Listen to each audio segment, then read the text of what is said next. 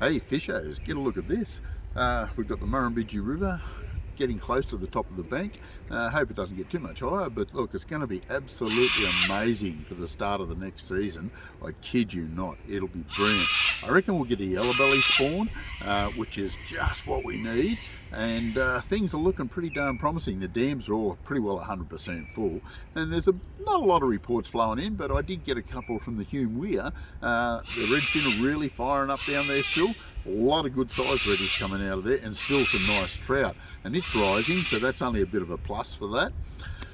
Mulwala, dirty as, a lot of dirty water down there at the moment, really not much happening there. The odd bloke picking up the odd fish on the live scope, using those systems basically down there, and they're getting the odd cod, but look, it's hard work, it's not really worth the effort, to be honest with you.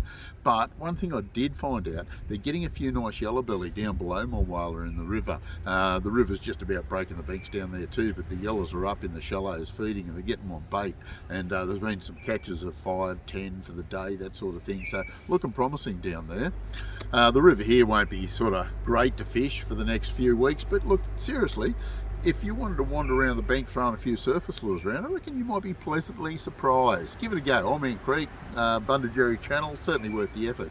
Obviously, Chimera River's closed until October long weekend, and Blowering Dam, yeah, the odd few trout still coming out of there, up in Yellow and Bay area, but I think they'll spread out a little bit at the moment because the dam's up really high.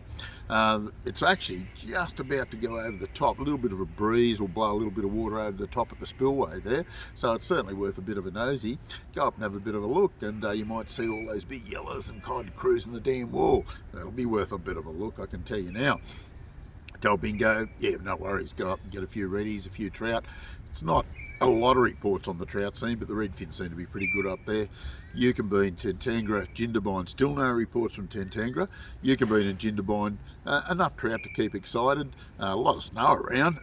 Geez, you'd have to be keen, I know that. The Grabine Classic's been canned at Wangler again this year, but the Wangler's really high. It won't be long, I don't think, it'll be up around 100%. But fishing off the bank with bait's going to be fantastic in sort of August, September, October. The yellows will move really well, so it's looking very promising up there. Don't forget though, September, October, November, December, when the cod season's closed, Blowering, it's going to run hot this year, I can tell you now, I guarantee it. So keep that one in mind. Getting a few good reports from Windermere. The yellows are moving quite nicely there at the moment. Now Windermere hasn't got a lot of water flowing into it, seems to be pretty stable, so it's worth a bit of a drive too. So enough activity around us to keep us excited. This is the Compleat Anglers Fishing Report for this week. We'll catch you next week.